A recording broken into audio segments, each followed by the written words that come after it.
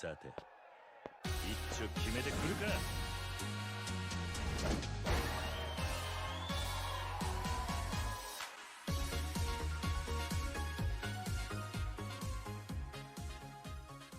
So, fellow mappers, you want to add custom models to your map, but you also want animations. You don't just want a T-posing character or some, thing that doesn't move.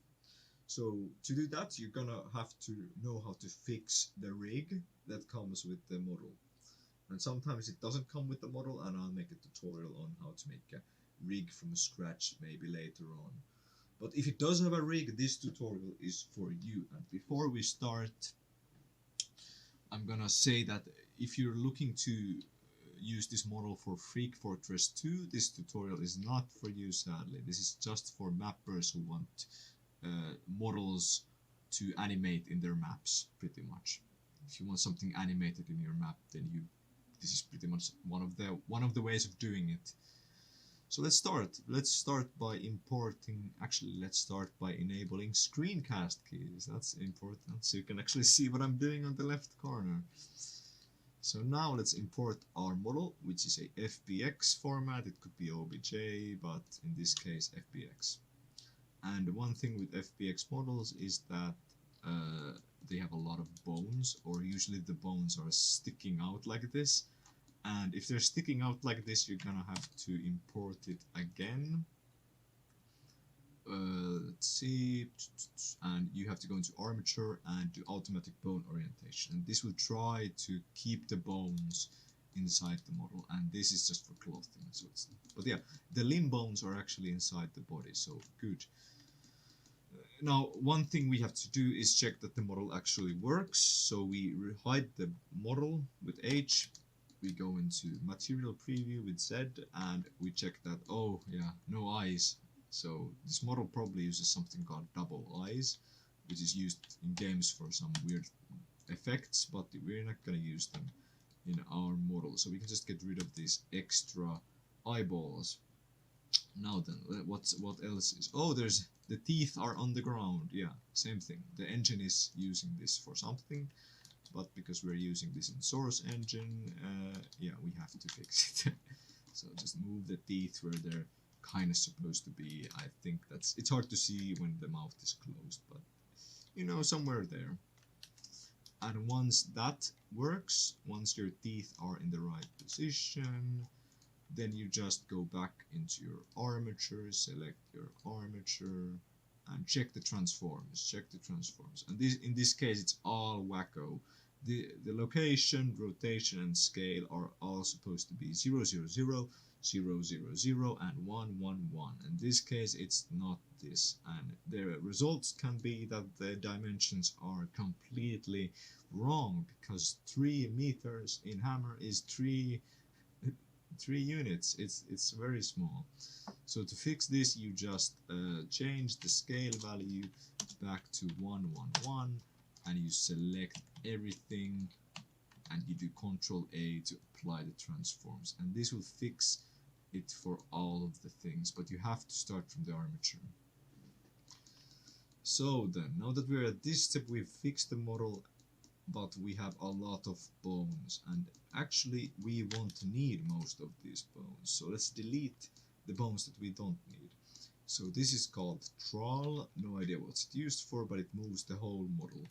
Now the problem with this is that the pelvis also moves the whole model, so we can keep this for animation purposes. So we can keep this actually. So let's call this root now instead.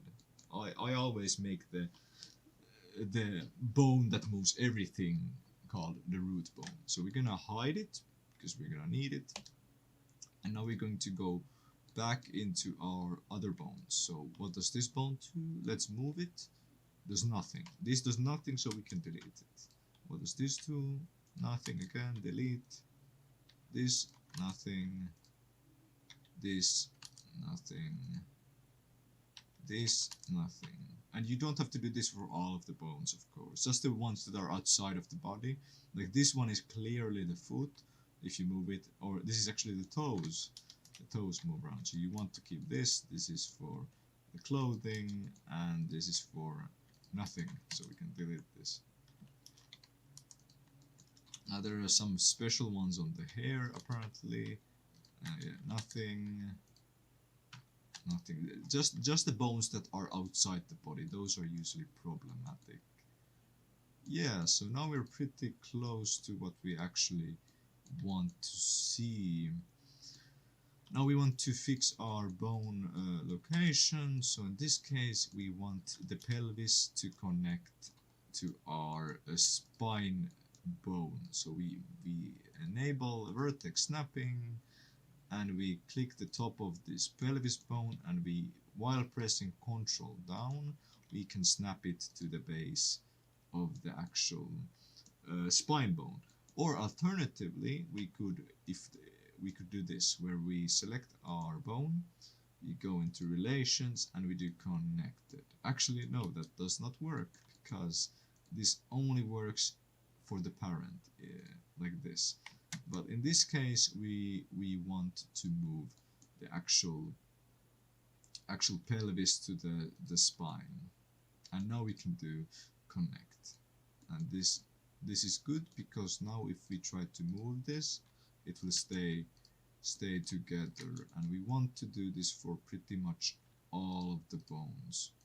So just keep doing this until it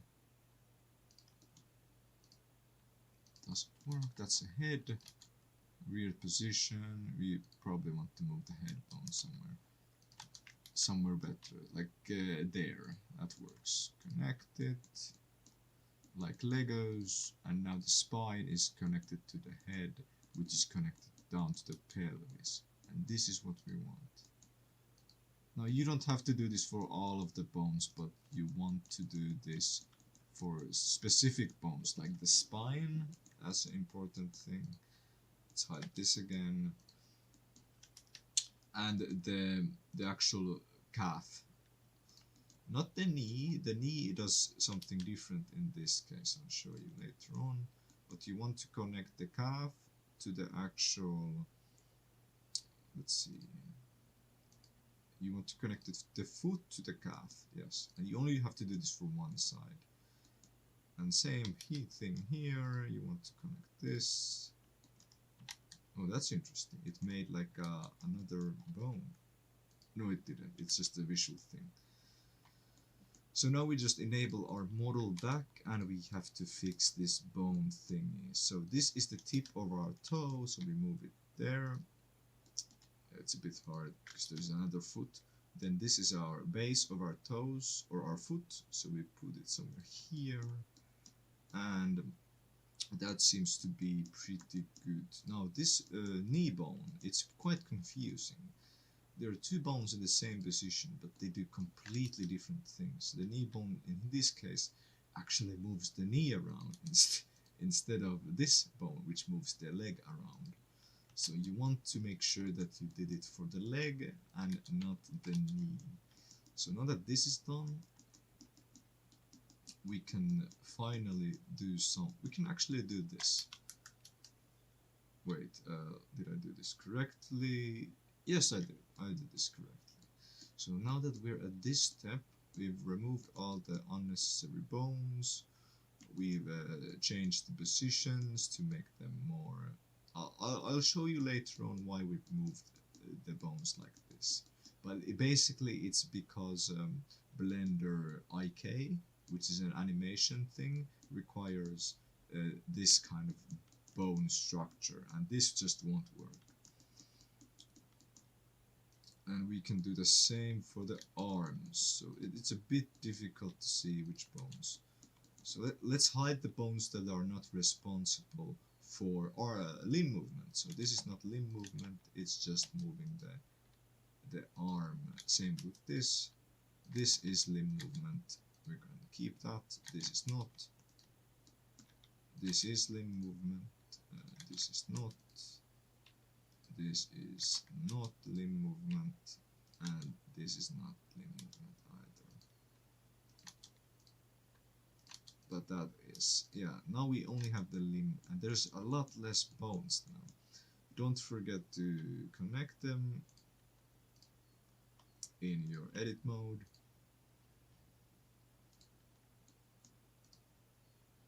And yeah, you want to connect all of them, and only for one side. You don't have to worry about the other side for now. So once it's all connected, we should be able to. Actually, this doesn't quite work.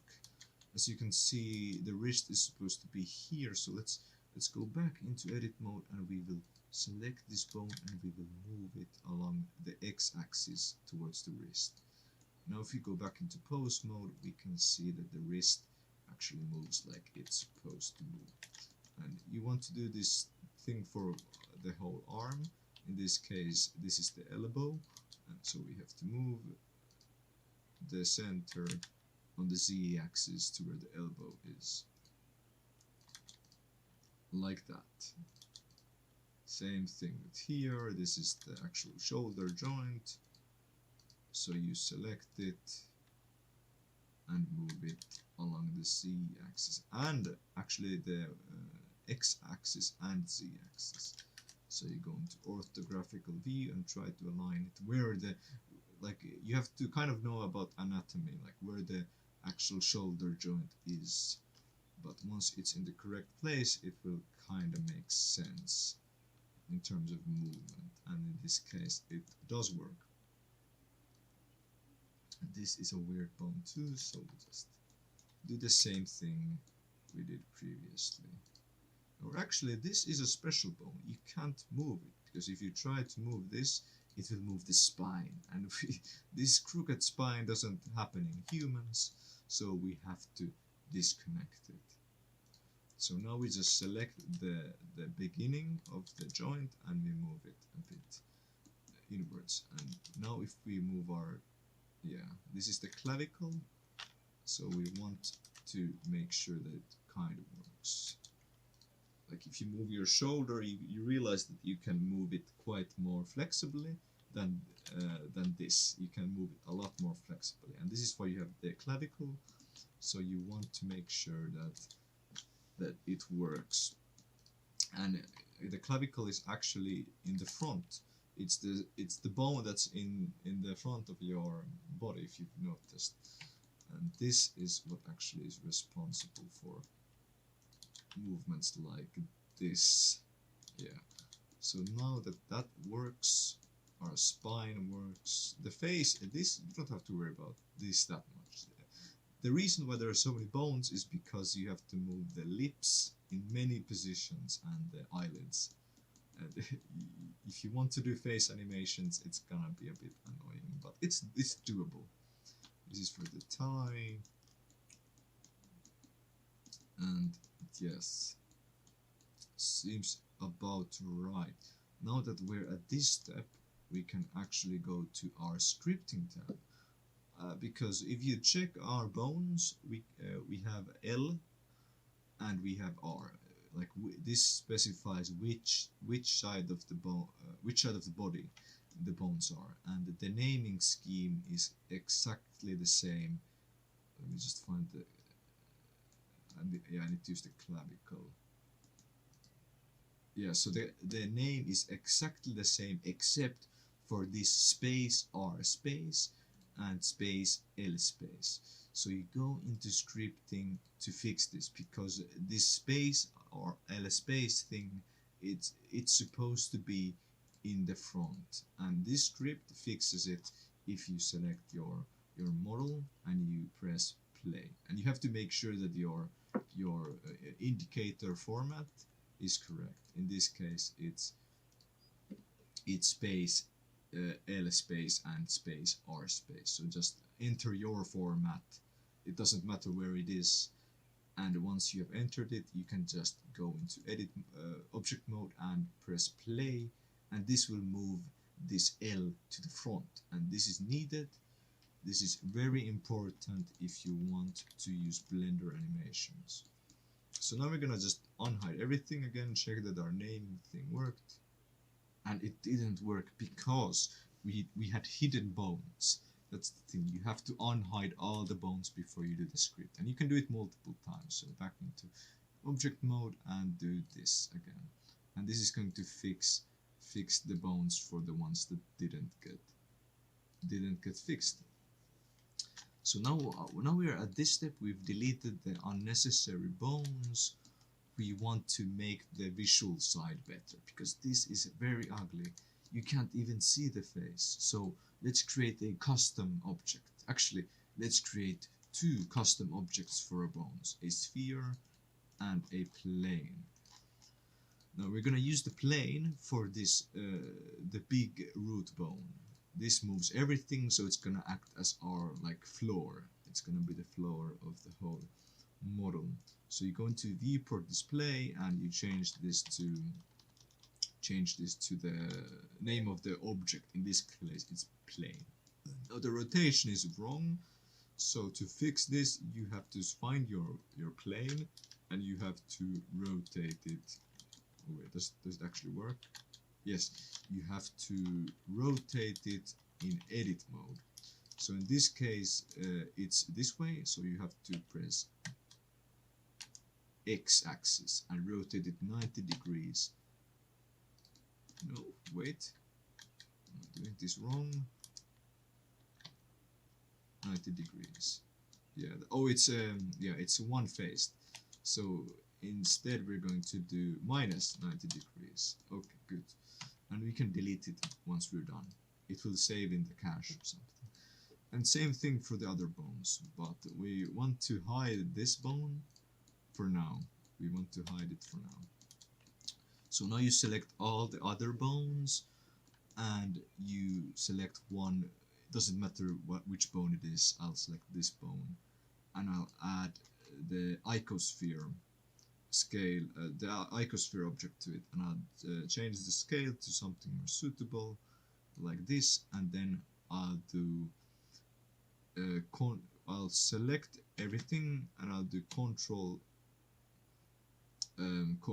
C and do copy bone shape, and this will copy the shape to all of the bones. If you don't have this, if you're missing this, do not worry. You can bring this menu by going into preferences and going into what was it called again? I think it says copy attributes. Yes, copy attributes. You have to enable this plugin. It comes with Blender, so you can just install it here. So once you have replaced your bones, the size seems to be a bit too big. So let's make it a bit smaller, something like that, and double A and Control C and copy. And the reason why we hid our plane is because otherwise it would turn into a sphere, which we don't want. So we hid it, and this will protect it from being affected. So this is our bone shapes. Now it is getting easier to animate. Now one problem is that you can see there's overlapping bones, and this is hard to deal with.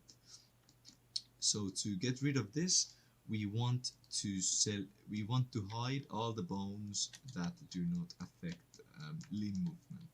So in this case, we're gonna do H, and that's a main bone.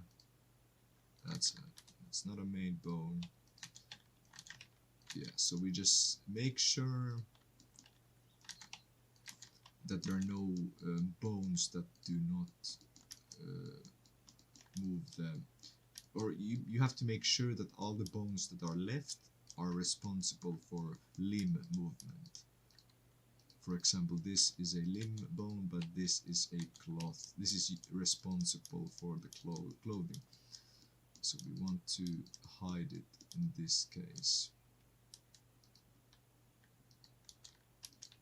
Oh, and this is there's a really small bone. I don't think you can see it, but it's this microscopic bone inside the pelvis, and you can just get rid of this. This is some kind of a bone that I missed in the beginning, where I was deleting all the unnecessary bones. And while we are at this step, we want to actually make sure that our relations, and it's already correct. Yeah, the pelvis has to be parented to the root, and this moves everything. So we can see that it's like a floor. It's like a floor that moves, but it's actually a bone. So once we're at this step, we just continue removing all the unnecessary bones that are not responsible for actual limb movement. This is different. It's a you need to change this when you're animating, so I would probably not hide that one. That's not a thin bone. Neither is that. Nope. Nope. That's a limb bone. And those are two. Nope. Nope. Oh, and the screencast keys broke for some reason. Let's see if I can bring them back. Yeah, sometimes it breaks, but this should. Yeah, now you can see it. Well, that's interesting. Yeah, I need to get a better software. You probably didn't see what I was doing, but now you can see. So what I'm doing here is I'm using the shift and the middle mouse button to pan the actual thing. It's a bit. I should have explained this in the beginning, but I presume that you know how to use Blender to some degree. If you don't watch tutorials, there are many tutorials on how to move the camera and stuff. But I'm using, like I said, H to hide the bone, Ctrl Z to unhide one bone if I made a mistake. You don't do Alt H, because Alt H will unhide all the bones, all the work you did. So just Ctrl Z. It's the best tool. So let's just keep on hiding bones that we don't need, or bones that don't affect limb movement directly.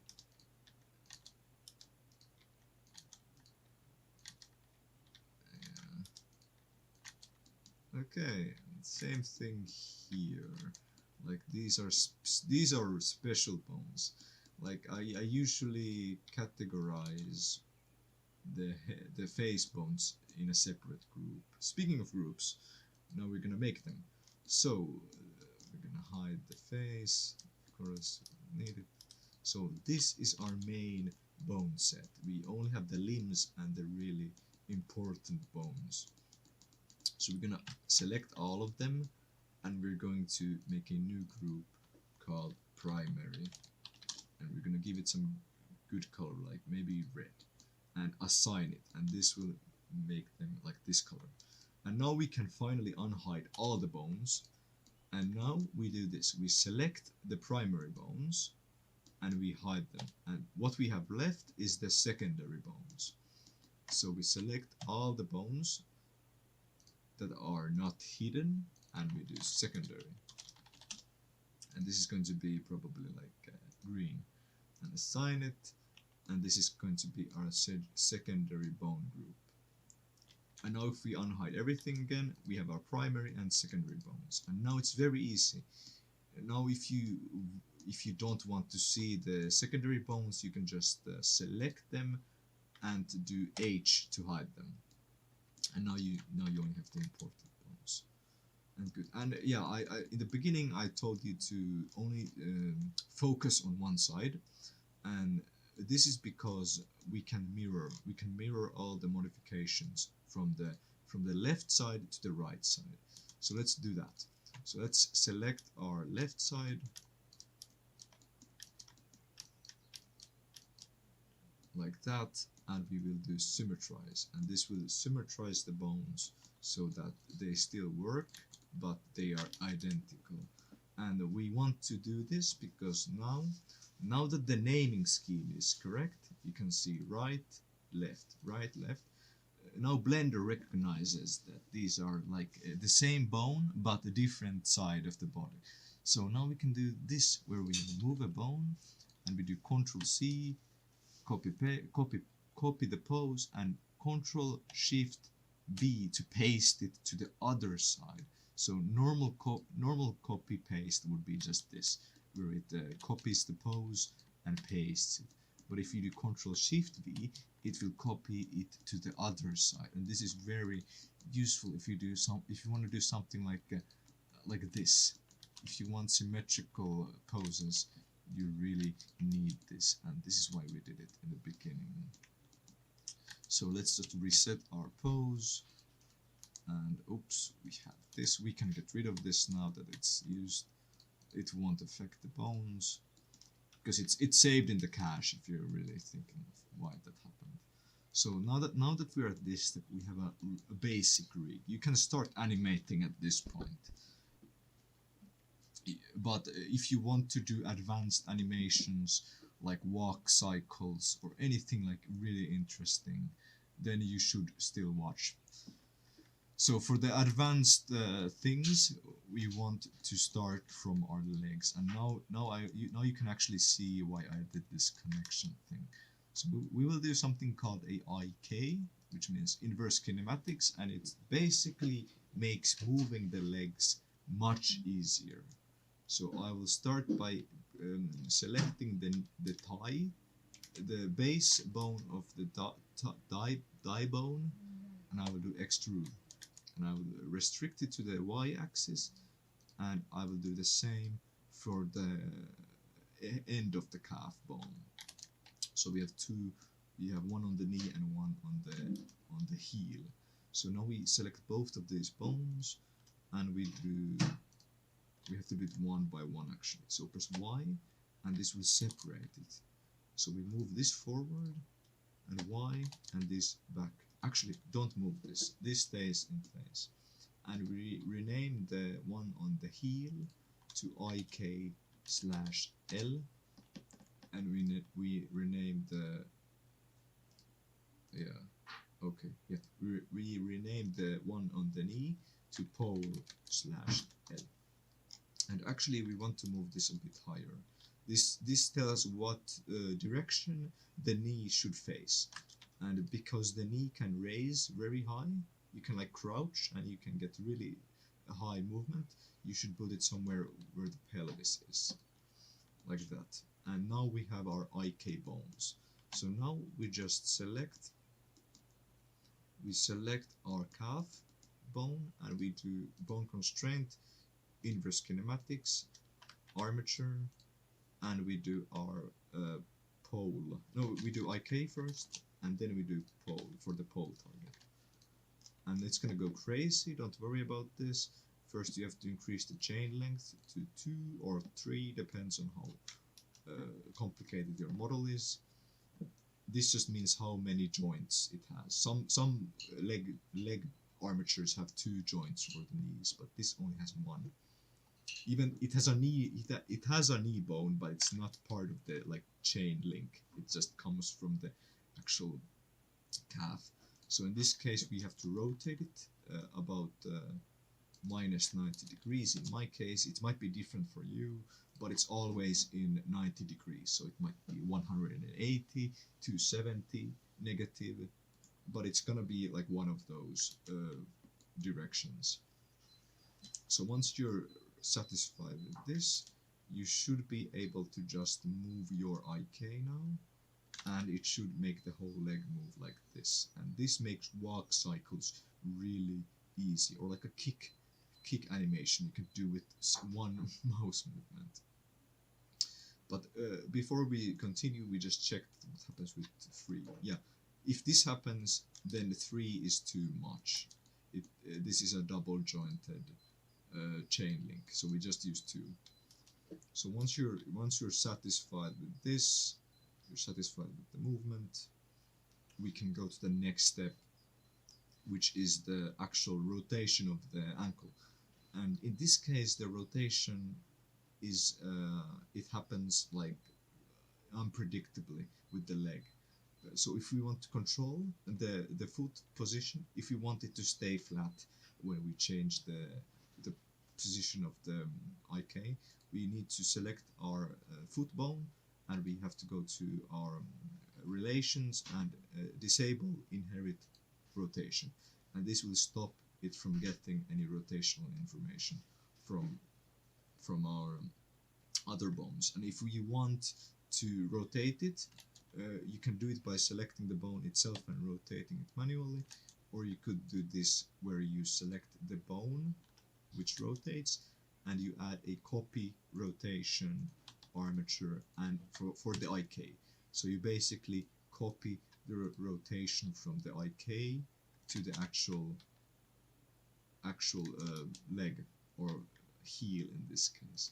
And once you're done with that, you clear the transform, and now we're pretty satisfied. Like, this is pretty good. And this thing where it clips, you have to manually fix this. So let's actually go back to our let's see, our bone groups, and we will make a new group. We will call this new group, hold on, let's see.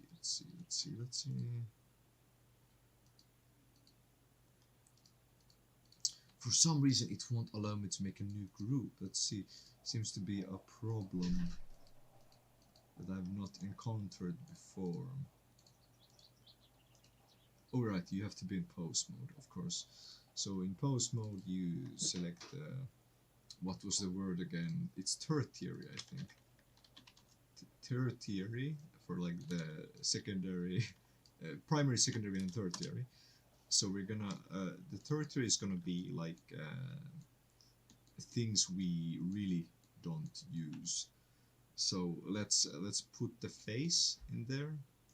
The face is like the one you probably will touch the least, because it's just it's hard to deal with, and it's just difficult. So you go to the face and you deselect the primary bones, so you don't accidentally put any of those into tertiary. So you select the tertiary face bones and you assign them. And that's a bad color. I think you can change the wireframe color. If I just remember how to do it. That's for the outline. Okay, that works too.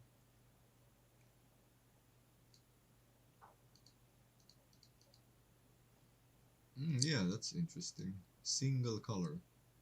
Well, I'm gonna work with that later, but yeah, just choose a good color that works. Maybe yellow. Yeah. So now we have a really good grasp on how to do this. Oh right, we want to move these bones to tertiary as well. So the knee bone it's probably never gonna be used. Actually, it's just a complex thing. And the only real bone that we might use is the cape, because we need to animate this, of course. Actually, I'll just move it to primary. But yeah, but yeah, you can pretty much do what works for you. It's there just to help your workflow, so you can like know which bones are where. Yeah. So now we don't have a secondary. That's deleted.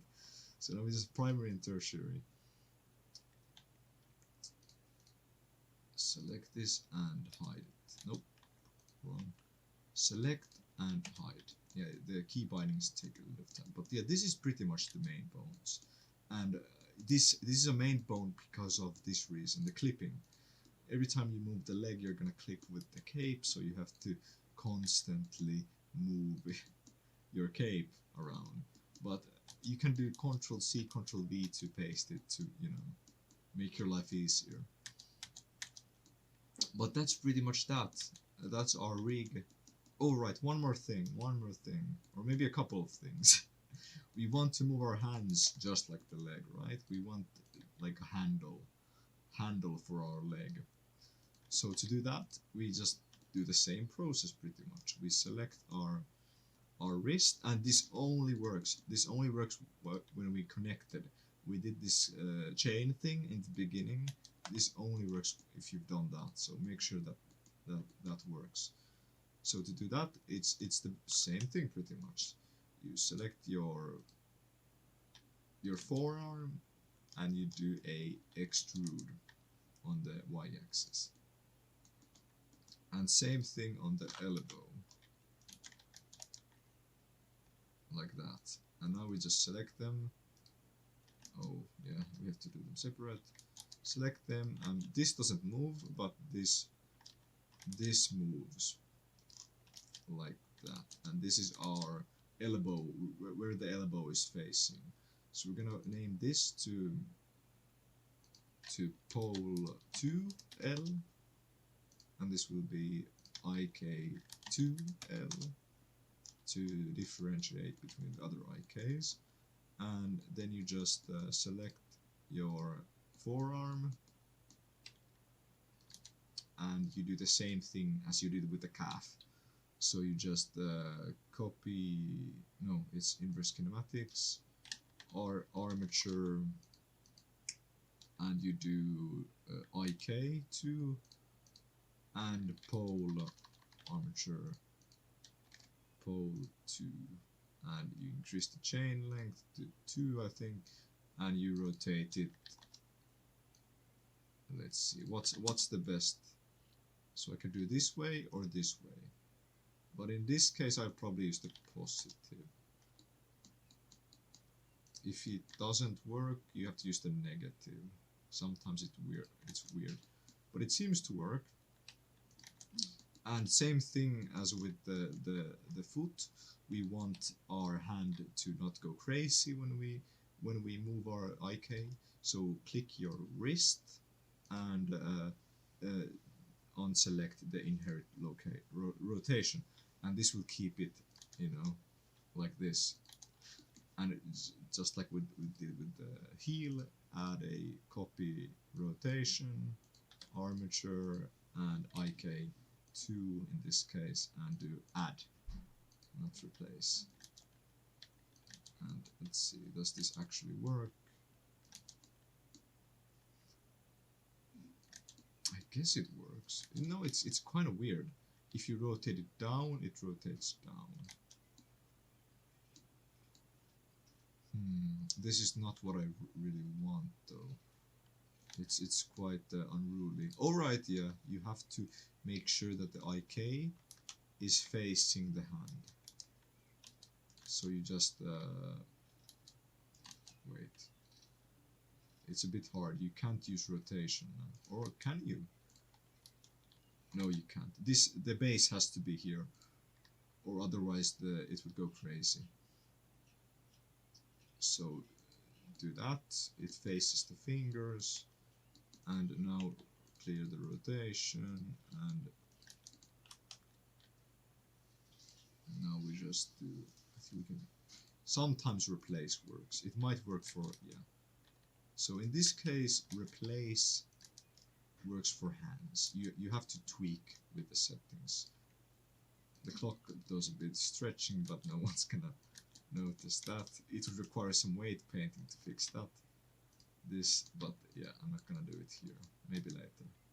So now that we have our hands, we can control it pretty well. We can use the elbow to specify where it faces. We can do a fist by, actually, yeah, we want to use a different a different visualizer for this. So let's just use a icosphere and make it small. That's better.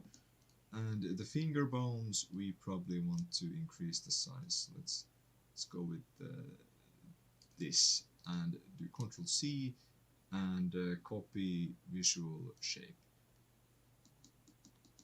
And that should be fine. Now we have a good grasp of the bones. So let's make a fist. I'll show it. I should show this in the animation phase actually, so I'm gonna show it there instead. But this is for just getting the rig set up. So once you have your rig, it works. You can do your bone. You can change your elbow position. You know, now this is way easier to animate than the thing we had in the beginning. So now you can do some really advanced movements like this. This is some, oh, like the leg wants to. All right, we have not done this for the left side. And you might be thinking, oh, do I have to do this everything for the left side as well? You don't. You can actually just use symmetrize in this case. So just select the left side and do symmetrize, and it's gonna do it for the other side. Like, wow, isn't this amazing? And this only works. This only works because we have this the naming scheme at the front. It can be .r, or it can be _r. This is the two forms Blender recognizes, and this is why we did it, because we can paste the bones from the right side to the left side, and we can copy the animations to the left side and right side as well. So let's clear this and let's do some basic movements. So let's get rid of the T-pose. Like, let's do that, copy paste, and it's gonna do the same. And I think we're pretty much done with the rigging phase. We have a good, and this is like a professional grade rig. You could do better if you knew how to use the modifiers. You could do some fancy shit with the face bones, but I'm not gonna show it in this case, or I might be doing this for hours, this rigging phase. So this is pretty much where we want to be. This is our rig, and it works. Or yeah, this is one thing I forgot to fix. So we want this whole model to stay relative to this plane. And what does that mean? That means that if we move this, everything moves, all the bones move. So to do that, it's quite simple. We just add a parent. We actually just parent the left side. We can copy it. So we parent all these pieces to the actual root. And those are the three ones. Oh, this one too. Root. And those are the main ones we want. So now if we just select the bones with the actual thingerinos, now we can just do symmetrize, and it should, yeah. Now it stays relative to this. And this is what we really wanted.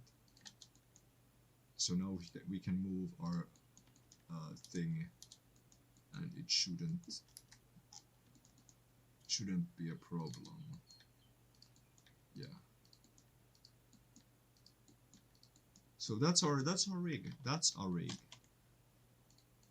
That works like we want it to. If you have any questions on how to rig the model better, then just put a comment or something, and I'll try to answer your questions. But this is the rigging phase. Next up, I'm gonna show you how to do the animation phase, and that's probably the funnest part. The rigging is the annoying part, but doing the animations can be a lot of fun.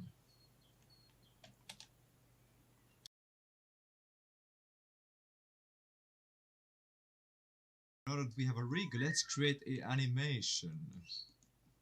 So let's make a slide, like a dance move, where we slide and we point towards the camera. So let's make a camera. This is just for visual things. This won't actually get ported, but I'll make a camera. I'll make a camera for my reasons. And let's make it a bit further away. It's quite small. Yep, that seems to be about right. Let's go with that. So then, animations. Now that we have a good rig, we can make an animation. So let's make this slide I was talking about. So first, if you want to do animations, you're gonna need one thing actually. You just need to replace the timeline with the dope sheet and action editor, and this is where you make the animations. So you make a new animation. You call it something like dance moves, whatever you can choose, and then you make your first pose. In my case, my first pose is gonna be just something like this, where the character is just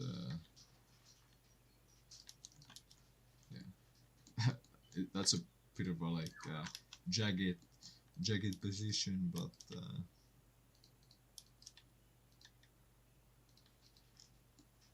there we go. Man, this tie does not like me.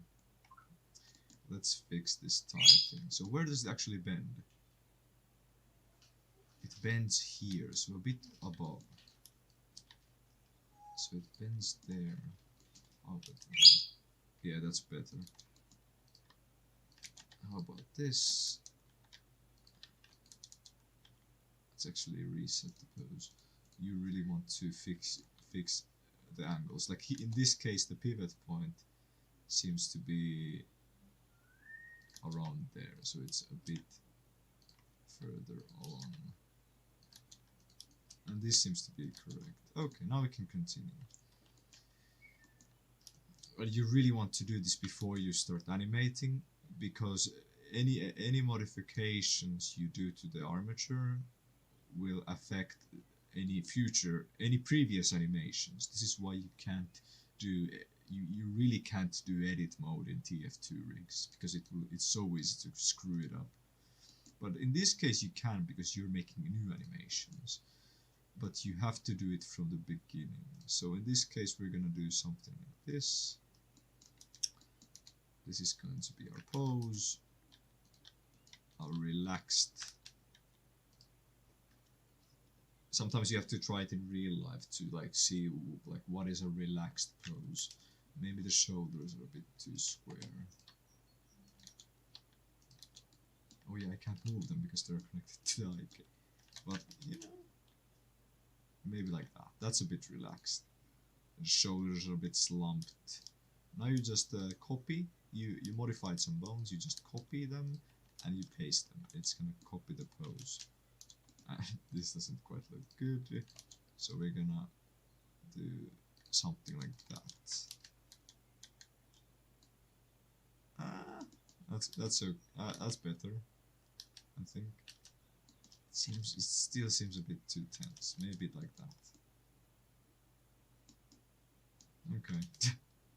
So once you're like you're fine with your pose, you select the whole thing and you do eye, and you do location and rotation. You can only use this one, or just location or rotation, but you can't use scale. It's not supported in source, so just use those two. So we're gonna make a slide. So now we have our beginning frame. Now we're gonna have our end frame. So this is going to be a let's say it's 24 frames by default. So let's do like wait, my math doesn't work. 60, 72. Yeah, that's like 24 times 3. I'm gonna check this just in case, because I'm a bit tired. Yeah, it's 72. So now we're gonna make our last frame. You always start with the first frame and the last frame. And we're gonna move our thing so that we get a good pose. Let's move our camera a bit.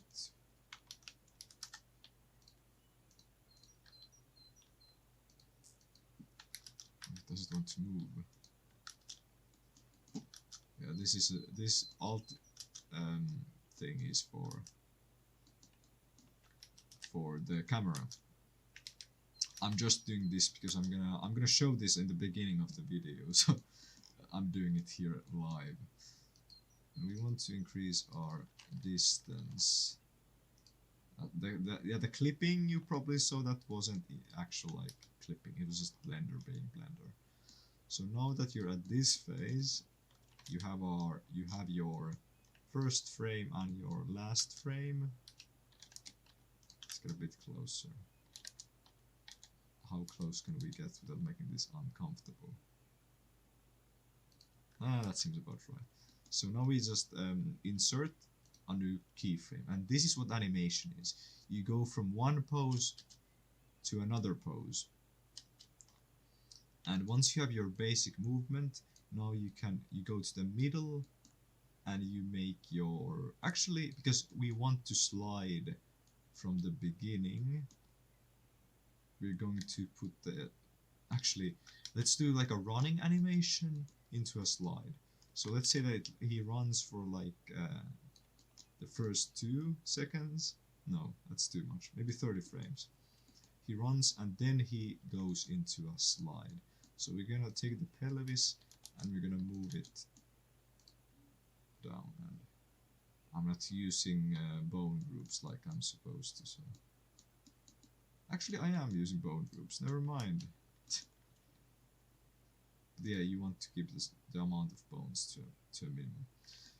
So a slide, we want to use the knees. So we're gonna move the feet like that, and the knees actually do touch the floor. So we want to do something like this, where the sliding happens, and maybe the knees should be a bit farther away from each other. So we're gonna move the knee position there and copy it. And that's gonna be our sliding knee position. Now let's see. I'm gonna use this as a reference. So he runs and then he slides. His back arches, but he looks forward, but his hand is up. So let's do that like back arch. That's maybe a bit too extreme. Let's do the pointy. It happens with his right hand.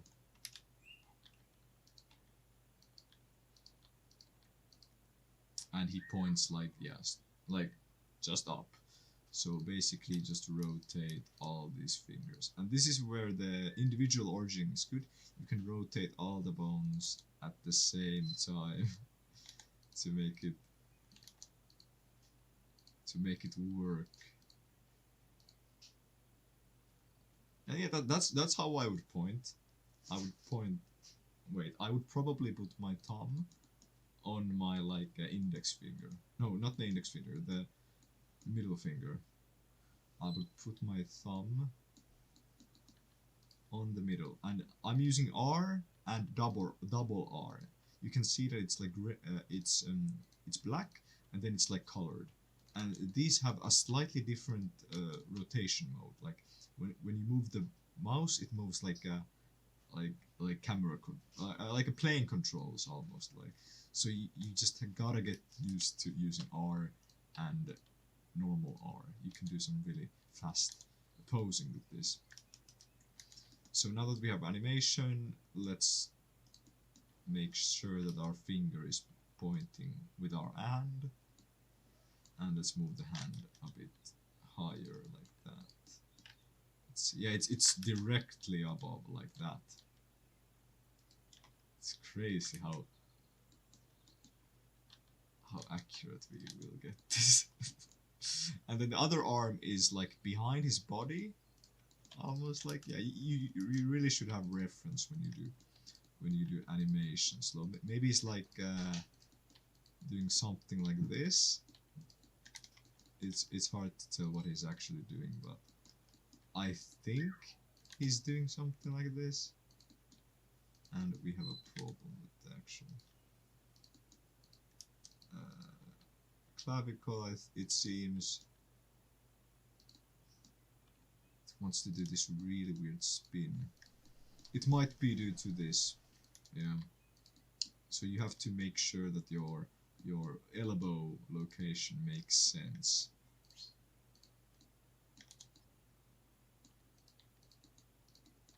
Like, yeah. Otherwise, you will get this weird thing.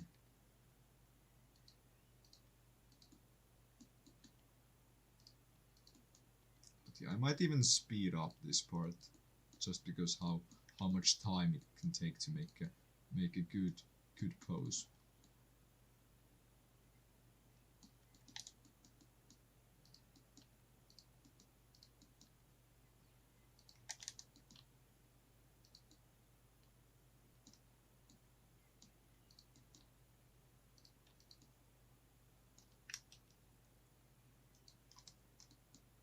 Oh, I forgot to. Yeah, if you forget to place your keyframes, you can Control Z yourself back.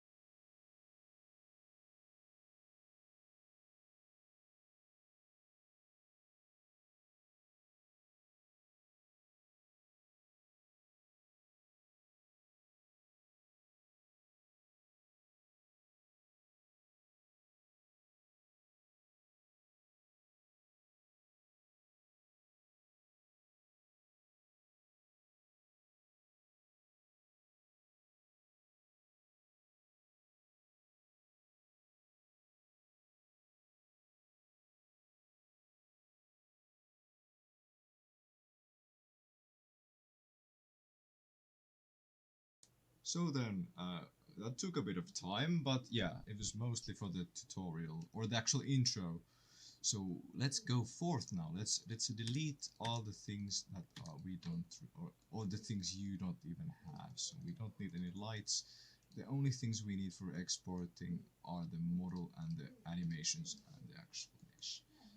And once we are fine with the whole thing, we should be able to just export it. But first we have to check our blend file, and we have to delete everything we don't really use. So in this case I only use the dance moves. I have one animation, and once that is done I'm gonna make a new layout just to, you know, clear my things. I'm gonna fix this clipping, and I'm gonna enable screencast keys again. Why is it broken? Come on. Okay, it's back. Right, so now we have our animation. So you can check your animation in your action editor. It should be this. And we can just play it back. Let's go with 10,000 just to see the whole thing. So yeah, this is pretty much the intro animation I made. So I want this to, you know, be in source. So how do I do that? Well, first, it's actually pretty simple. You just go to SMD and you select your folder. I'm going to use tut in this case. It has all the other things, and I'm going to, you have to select your armature, and while your armature is selected you have to make sure that your animation is selected in the action editor, and then you can just export it and this should work. Yeah, export 159 bones. Yeah, this model has actually, yeah, now we have a problem. This model has too many bones, so sadly we can't use all of the bones that the model is giving us. So we have to do something about the facial bones. We're not gonna use those. Or actually, it depends on what you can get away with. Let's see. We never use these bones, so we can dissolve them. How many bones do we actually need? You know what?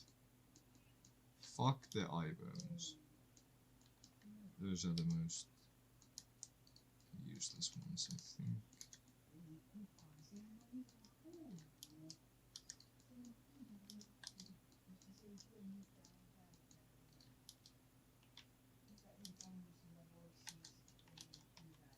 Okay, tongue we might need. That the jaw. yeah, it's really hard to see what we need and what we don't. And this is a problem when you delete bones, and this is why I didn't do it in the beginning, because weight paint issues, um, you really lose the paints, or you lose the weights when you delete the bones. So to do that, you just select, to fix this, you select your mesh, or your face in this case, because it's a different mesh, and then you select your armature and then your face, and then go to weight paint mode. Now you need to enable, whatever you do, you need to enable auto normalize, because otherwise you will get some really funky results. And we are only interested in a couple of bones, and one of those bones is the neck bone, or the head bone in this case. So we just like weight paint it as much as we can. We also want to weight paint these two. So select this and select these. I'm going to combine them just for convenience sake with Ctrl J, and then I'm going to go into weight paint mode, select not the tongue but the head, and weight paint it, and this will make sure that they stick together. And now we just check our animation once more. It should have a open mouth and a closed mouth at the end, and that's true. So yeah, bone limit 128 sucks, but it's just a thing we have to deal with. So let's export again. Do we get the same error? We don't. So we removed enough bones to cause the error to go away. So now that this is done, we should be able to just... I actually noticed something about this just now. Like the eyelashes aren't probably... they're not supposed to look like that, probably. So I will... yeah, there's this alpha thing. Well, that is interesting. There's a alpha channel for the actual... yeah. Okay, I forgot to do this step in the big... oh, and we have some issues with the neck. So let's fix this weight paint first. With check that we have auto normalize. Go to blur. And fix any residual things I missed. And this can be a bit hard to see what's actually fucked and what's not. Like here you can see that the neck is clearly coming out, so we have to weight paint it a bit better. Like the neck.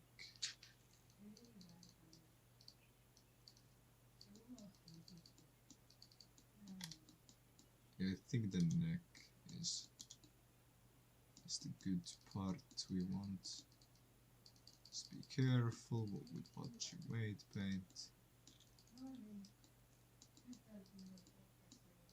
It requires a bit of accuracy to do this correctly.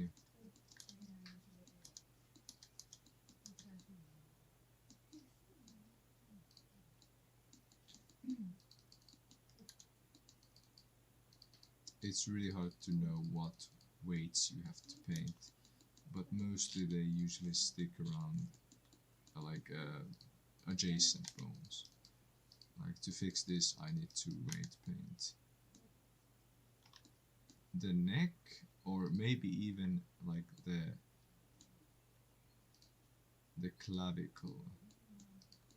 No, not the clavicle. Maybe the spine. It may go this far.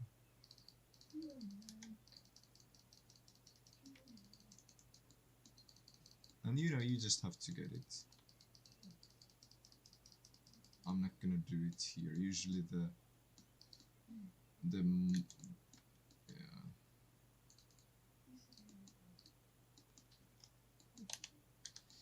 yeah, that's gonna take some time, but you know you can do weight painting like that to fix it. So then, let's go back to our animation just to check that it still works.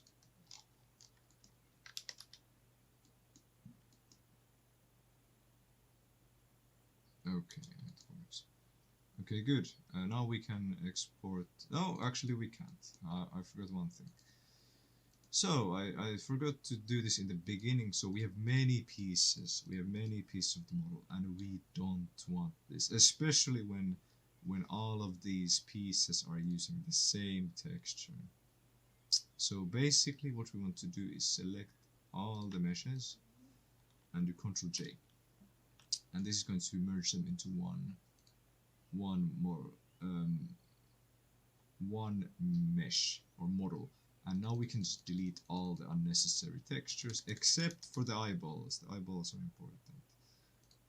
So let's delete this, and when you delete something, it's gonna merge with the top one. So if we delete this, it's gonna merge with the eyeballs. So we want to move this up, and now we can delete it because it's gonna merge with this. And same with the eyes. It's two eyes, each eye has a different material for some reason, unnecessary. So we can call this eye and this basic or main. And now we have two textures. This is way better than before, and now we can export this model without no problems. So name it Kira or something and export the SMD. And of course export your dance moves. And I'm gonna create a reference pose just for it's good practice. Sometimes if the only animation you have in your model is like a really weird one, it will use that to define all the bone positions. Like that's where the information comes from the animation or the first animation. So if you get a reference position, we're gonna delete all the keyframes, select it again, and we're going to clear all the transforms. So it's going to go into its T pose, and we're going to go to frame 1 and copy and paste. So this is pretty much our reference position. So we can export this as well. So now we have two animations: reference position and the animation, and we can even create some kind of like more casual pose like that.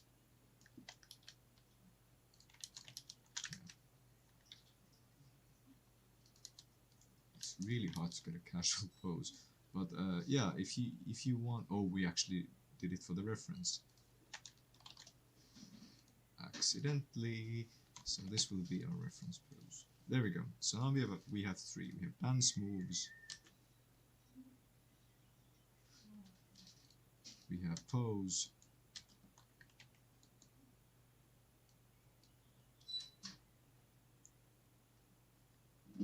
oh, we have two keyframes here. Insert a keyframe, location, rotation. That's our pose and our reference. And they poses only require one keyframe because they're poses; they're not going to change. And you can use source to change the animation by sending a set sequence or something. You can change the animation. But yeah, now let's. Oh yeah, now I remember, we do need a reference animation, because if we export the model in this position, this is going to be the default position for the model, and that's not gonna work.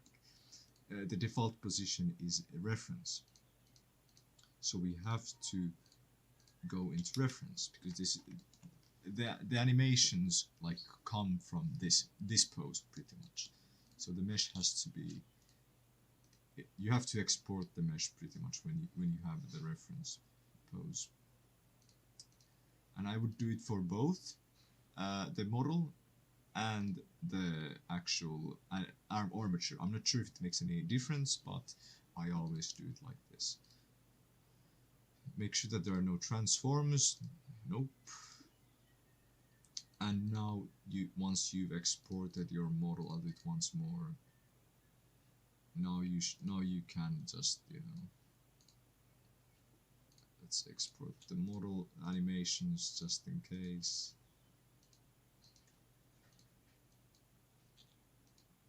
There we go. And that's pretty much it. And now we don't need Blender anymore. We have our names, main and I. Those are the VMT names. And we have the animations. We pretty much don't need anything else. So we can just save our Blender file, and we can go to our tutorial folder and assemble our QC. So I'm gonna call this test, or actually I'll call it Kira, because that makes more sense. And I'm gonna use the Kira SMD here. The collision model, I'm not gonna do that. It's way complicated. It's way more complicated for like models that moving models than not moving models, and you can't use the actual model here. It doesn't work. And with this, you can just use your animations. You can use your reference. Use reference, and this is the location. It's anims.ref, and you can do this for pretty much all of your other animations, like the pose. This is the name of the animation, and that's the actual file. And dance. And they don't have to match, of course. Yeah, that's pretty much it. The materials are going to be in this folder. So let's check that. We have materials, models, and the toot.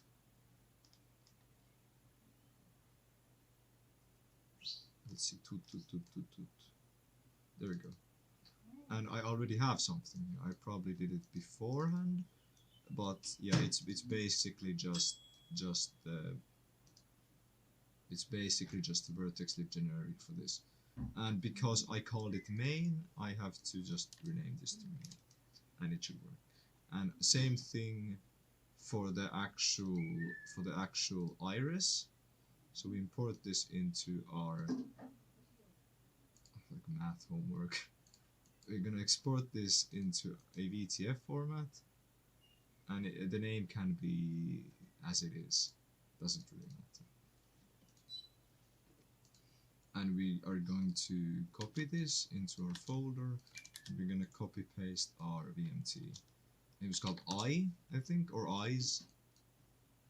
And this will just be models toot, iris, whatever. And this should work. This should work. Now if we compile our QC, it should find our SMD and our animations and turn that into a model. So let's open up Crowbar.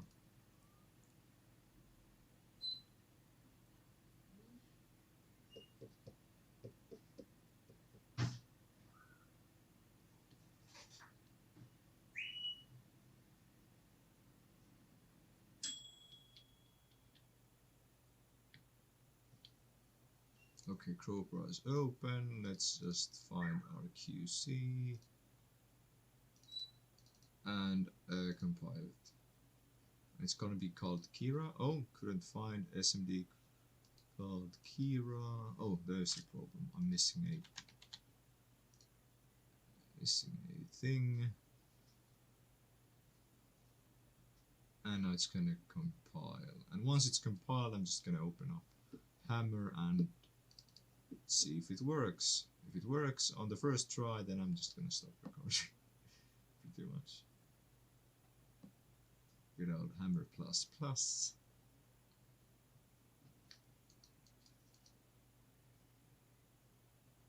We don't really have a good room for this. So I'm just gonna make a new one. So let's just add a dev texture somewhere in the map. Yeah, prop dynamic. Animated models have to be prop dynamic. And let's find Kira. Can we find him? Yeah, we And it works, and Kira seems to be huge. Apparently the in-game size is a bit different. From the actual game this was imported from. So if we do a info team, what's it called? Team spawn? Info team spawn. Yeah. You can see that the Akira is huge, but regardless, we can still see our animations. Have I done something wrong?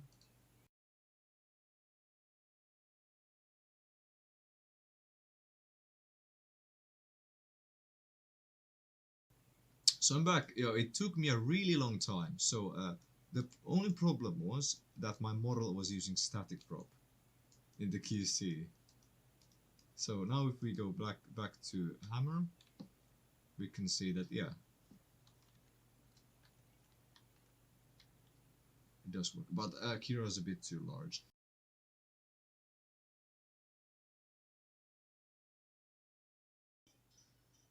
And just compile again, I guess.